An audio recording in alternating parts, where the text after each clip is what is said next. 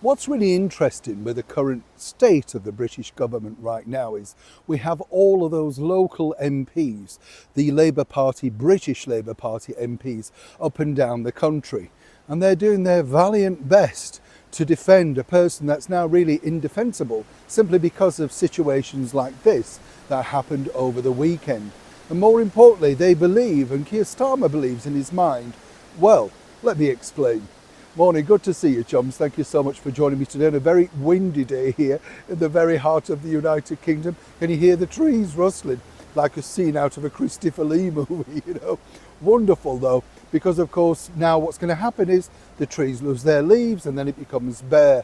And then, yes, I know, I mentioned it before, I know, very sad. Don't get me going on that. It's a little bit bare when you look round the cabinet, isn't it? Because when Keir Starmer came into power just over a year and a bit ago, he very proudly announced that, you know, transparency in politics. Never found out why Nick Brown got the bullet, did we? Transparency in politics. Peter Mandelson, a 10-page document on why you shouldn't give him the job, but he did.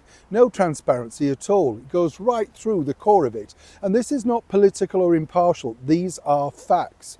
Now, over the weekend, we had the British, Unite England, whatever you want to call it, march, headed, of course, by Tommy Robinson, amongst many others, and some excellent speakers.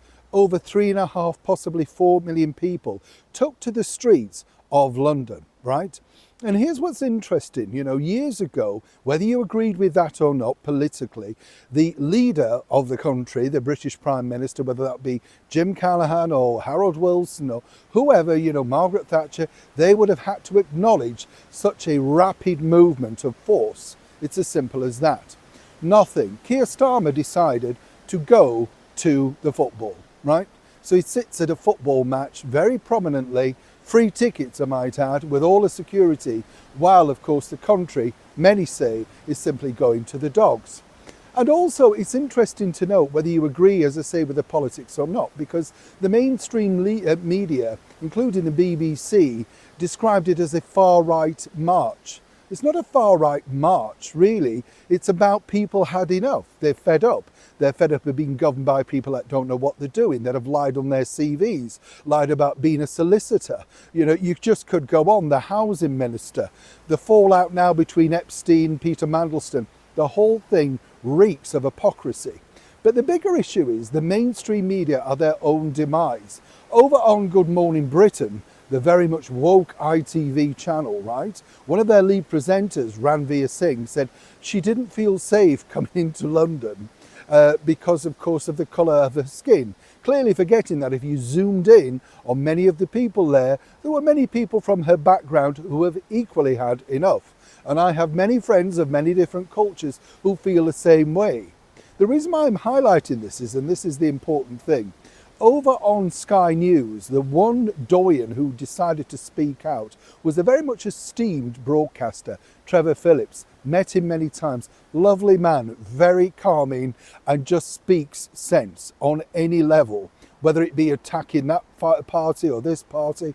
I remember when he brought up the fact that, of course, to the then Deputy British Prime Minister, Angela Rayner, well, do we have a lot of houses or not? She couldn't answer. He tied her in knots. He's excellent at that. He pointed out very succinctly what the march was about.